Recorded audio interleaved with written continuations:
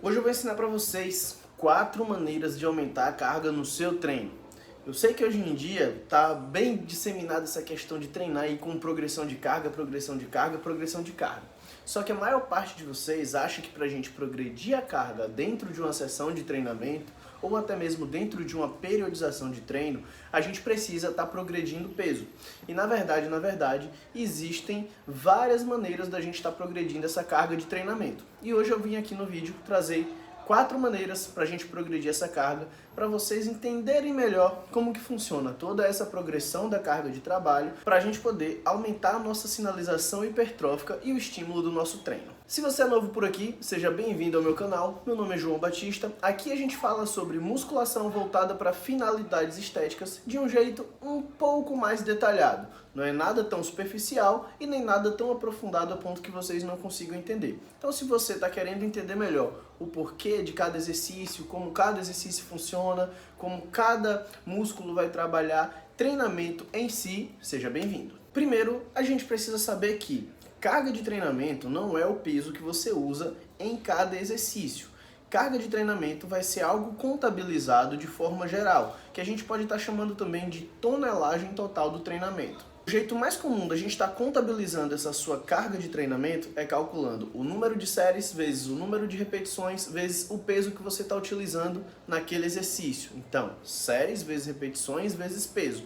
E percebam que aqui a gente difere peso de carga, uma coisa não é igual à outra. Tendo isso em mente, a carga do seu treinamento vai ser o resultado final dessa equação. Depois que a gente multiplicar tudo, a gente vai ter um resultado. Esse resultado é a sua tonelagem total da sessão de treinamento. E essa tonelagem total da sessão de treinamento vai ser justamente a carga daquela sessão. E aí a gente vai aprender como a gente vai modificar essa carga. E aí muitos de vocês podem ficar em dúvida. Qual a importância dessa carga, dessa tonelagem total de treinamento para os nossos resultados? Que a literatura atual consegue associar de forma mais direta a hipertrofia muscular. A gente tem fatores que têm correlação com a hipertrofia, então eles induzem a hipertrofia, mas não de forma direta, de forma indireta. E a gente tem alguns fatores causais de hipertrofia, que são fatores que estão diretamente ligados à sinalização hipertrófica. Quando a gente trata de fatores causais de hipertrofia, onde os estudiosos conseguem conectar diretamente o aumento daquilo com o aumento de resposta hipertrófica, a gente tem 2 pilares muito importantes, que é o estímulo mecânico, então a quantidade de peso que você pega, e o volume de treino total.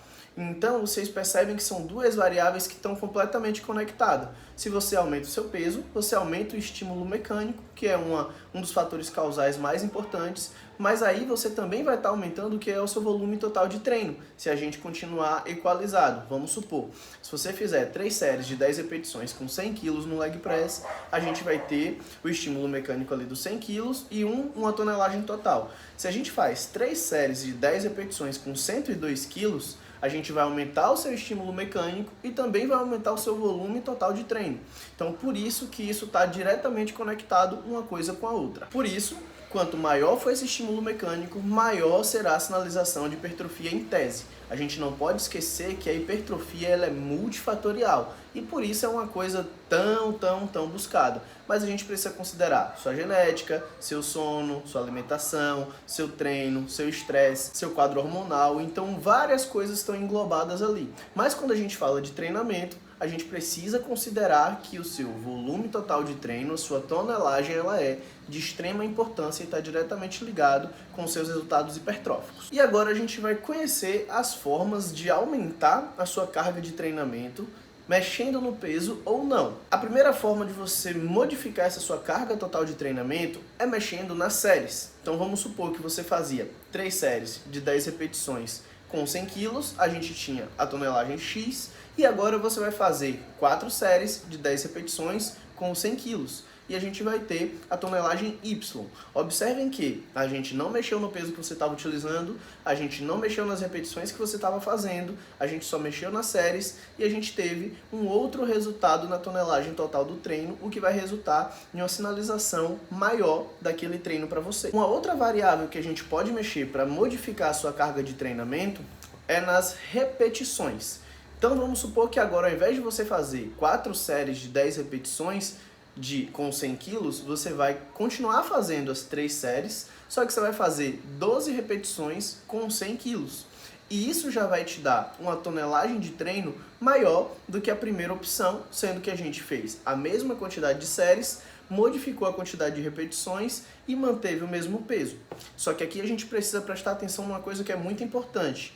A depender da quantidade de repetições que a gente consegue fazer, é o que a gente utiliza para predefinir a nossa zona de intensidade. Porque senão vocês pensariam, poxa, então eu vou reduzir o peso que eu consigo fazer 50 repetições e também vai dar no mesmo. E não é bem assim que a banda toca, tá? Mas suponhamos que vocês conseguiram progredir as repetições ali uma ou duas. Vamos supor que você estava utilizando um peso para fazer as 3 séries de 10 repetições e agora vocês vão utilizar um peso um pouco menor, só que vão fazer 3 séries de 12 a 14 repetições com a mesma quantidade de séries. Isso também vai dar uma tonelagem de treino maior para vocês. Mas lembrem-se de tomar cuidado para não sair de dentro da zona de intensidade ideal. A terceira variável que a gente vai poder mexer para alterar a sua carga de treinamento total é no peso. Como vocês já viram, qualquer uma das partes que a gente mexer dessa equação, a gente vai ter uma mudança no resultado final. Então agora a gente vai imaginar que vocês vão fazer 3 séries de 10 repetições, só que ao invés de 100 quilos, vocês vão usar 115 quilos. E aí, isso vai dar um resultado final diferente também, para mais do que a primeira opção que a gente teve. Só que como nem tudo são flores, a gente também precisa prestar atenção porque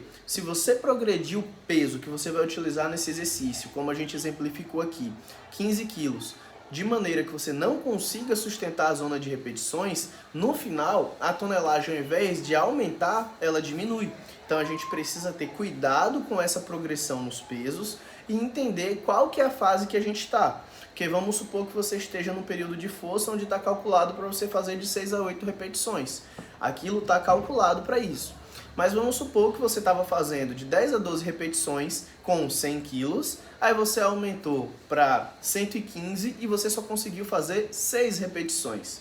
No final dessa conta, a gente vai ter uma tonelagem de treino inferior ao que a gente estaria fazendo se estivesse usando ali o peso de 100 quilos para 10 a 12 repetições, tá? Aí a gente entra em uma outra série de variáveis e de estímulos, mas que aí já é um assunto para um outro vídeo, onde, por exemplo, quando a gente treina com a zona de intensidade mais elevada, é necessário menos volume de treino para gerar o mesmo estímulo. Mas calma que senão a gente vai embolar tudo. E por último, a frequência de treino. Aquela divisãozinha que vocês ficam pensando em ABC, ABCDE, ABCD e repete. Aquilo ali é definido justamente para a gente conseguir manipular todas essas variáveis. Tanto o seu tempo de descanso, quanto a sua tonelagem total de treino, quanto o seu volume de séries.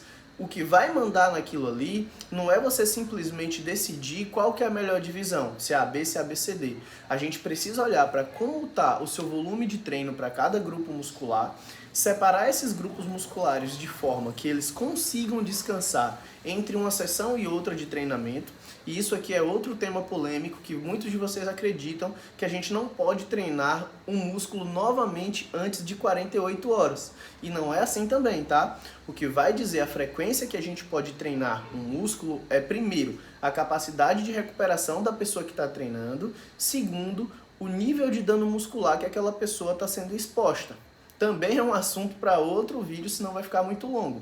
Mas para não deixar vocês perdidos, só para vocês terem um guia, por exemplo, se você faz um treino de perna um dia com 8 séries, sem técnica avançada, sem um dano muscular muito alto, na quarta-feira, que deve 24 horas depois, você vai estar tranquilamente recuperado para fazer uma nova sessão. Agora, se no treino A você faz um treino com 17, 18, 20 séries de quadríceps com técnicas avançadas, seu dano muscular ele vai ser muito maior e você não vai conseguir treinar na quarta-feira novamente, porque você ainda vai estar com dano muscular elevado.